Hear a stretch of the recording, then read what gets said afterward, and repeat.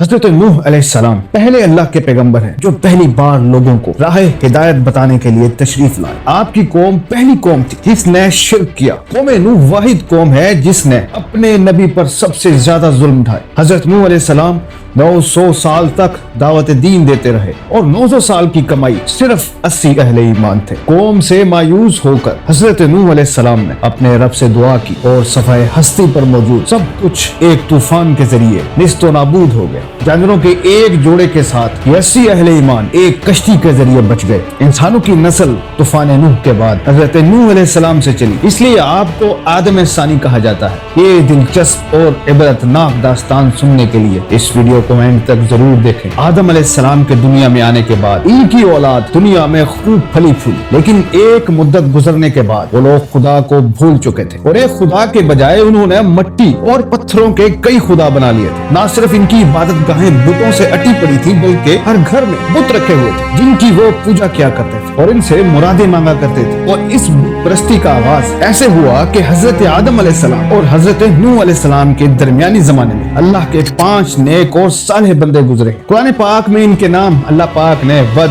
سوا، یغوث، یعوث اور نصر بتائے ہیں، اور اللہ کے ان 5 نیک بندوں کے ساتھ لوگوں کو بہت زیادہ عقیدت تھی۔ لوگ ان سے بے پناہ محبت کرتے تھے اور ان کی ہدایت و احکامات کی پیروی کرنا اپنا فرض سمجھتے تھے۔ خدا کی قدرت کی جلد ہی ان 5 کا انتقال ہو گیا، لیکن ان کی وفات کے بعد عرصہ دراز تک یہ لوگ ان کے نقش قدم پر عبادت اور اللہ کی احکامات کی اطاعت کرتے تھے۔ یہ عمل شیطان کے لیے بہت پریشان کن تھا۔ اللہ اس نے انہیں سمجھایا کہ تم جن بزرگوں کے تابع عبادت کرتے ہو، اگر ان کی تصاویر بنا کر اپنے سامنے رکھ لو تو تمہیں عبادت کے دوران خشوع اور خضوع حاصل ہوگا۔ وہ لوگ شیطان کے بہکاوے میں آ گئے اور ان کے مجسمے بنا کر اپنی عبادت گاہوں میں رکھ لیے۔ کچھ اور وقت گزرا، پرانے لوگ وفات پا گئے، نوجوان نسل نے ان کی جگہ لے لی، تو شیطان نے ان کو یہ پڑھایا کہ تمہارے بزرگوں کے خدا یہی 5 بت تھے جن کے مجسمے تمہارے بزرگوں نے اپنی عبادت گاہوں میں سجا رکھے ہیں۔ اللہ قوم نوح نے ان بتوں کی عبادت شروع کر دی اور وقت کے ساتھ ساتھ ان 5 بتوں کی شہرت میں اضافہ ہوتا چلا گیا، یہاں تک کہ پورے عرب میں ان کے زور و شور سے پوجا شروع ہو گئی۔ اللہ حضرت نوح علیہ السلام کا نام عبد الغفار یا عبد الملک یا عبد العال تھا، اور نوح کا لقب انہیں اس لیے دیا گیا تھا کیونکہ وہ سال ہر سال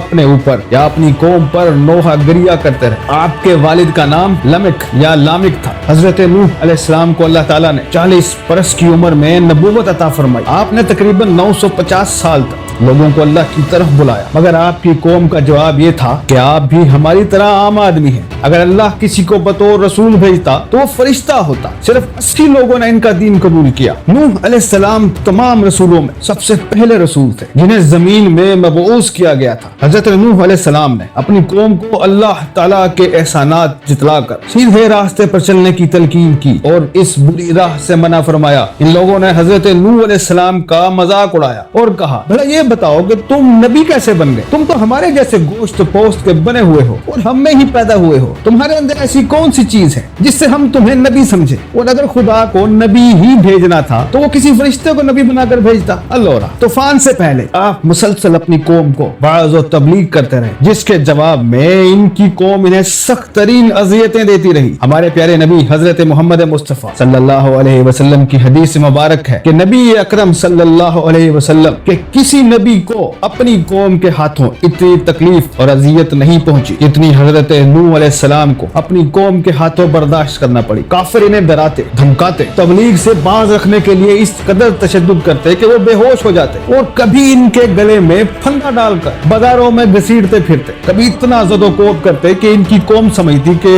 اب یہ مر چکے ہیں۔ اللہ انہیں کمبل میں لپیٹ کر کسی مکان یا ویرانے میں ڈال دیتے، لیکن جب انہیں ہوش آتا تو دوبارہ اپنی قوم کو رائے حق پر بلانے میں مصروف ہو جاتے۔ نوح علیہ السلام نے اپنی قوم کو اللہ کے احسانات جتلائے اور کہا، تم کو چاہیے کہ ان بیکار بتوں کی پرستش چھوڑ کر ایک خدا کی عبادت کرو۔ نوح علیہ السلام نے کوئی 950 سال تک اپنی قوم میں وعظ و تبلیغ کی اور کوشش کی کہ وہ خدا واحد کے سچے پرستار بن جائیں، مگر ان پر کوئی اثر نہ ہوا، بلکہ حضرت نوح علیہ السلام پاس فرماتے تو ان کو مذاق مستی میں اڑاتے، کانوں میں انگلیاں ٹھونس لیتے تاکہ ان کی آواز کانوں میں نہ पहुंचे। हजरत नूह अलैहिस्सलाम मुसलसल 950 साल तक अपनी कौम को दीन की दावत देते रहे और रात की तन्हाइयों में और अपने रब से कौम के लिए दुआएं भी करते रहे। अल्लाह इस तवील तरीन जद्दोजहद में इनके अहले खाना समेत 80 अफराद ईमान लाए। आखिरकार वो लम्हा भी आ गया जब आपने कौम से मायूस होकर अपने रब के सामने अपनी मारूजात पेश कर दी, जिसे सूरह नूह की आयत 5 से 20 के दौरान बयान किया गया है। इन गुजारिशात के बाद उन्होंने बारगाह खुदाबंदी में निहायत दिक्कत-आमेज़ दुआ की। बारगाह इलाही में हजरत नूह अलैहिस्सलाम की गुजारिशात कबूल हुई और अर्श इलाही से हुक्म नाजिल हुआ, ऐ नूह, तुम्हारी कौम में जो लोग ईमान ला चुके हैं, इनके सिवा अब कोई और ईमान नहीं लाएगा। तुम जो काम कर रहे हो इनकी वजह से गमगीन न हो और हमारे हुक्म से हमारे रूबरू एक कश्ती बनाओ और इन काफिरों से मुतल्लिक कोई गुफ्तगू हमसे न करना,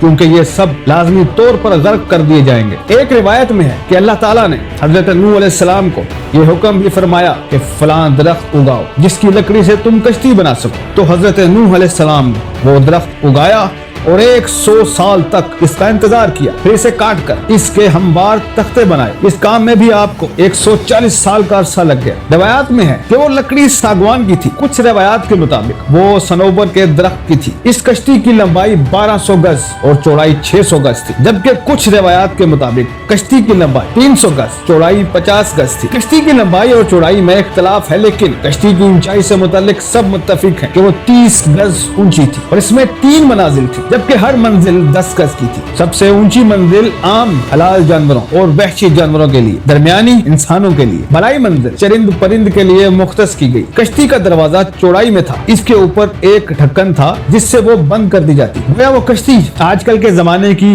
एक अजीम आबदोज थी। अल्लाह ताला ने हजरत नूह अलैहिस्सलाम को हुक्म दिया था कि कश्ती के अंदरूनी और बैरूनी हिस्सों नीचे हर जगह अच्छी तरह तारकोल मिला देना ताकि पानी अंदर ना आ सके और कश्ती का सामने का हिस्सा उठा हुआ हो ताकि पानी को चीर सके। हजरत नूह अलैहिस्सलाम अल्लाह के हुक्म के मुताबिक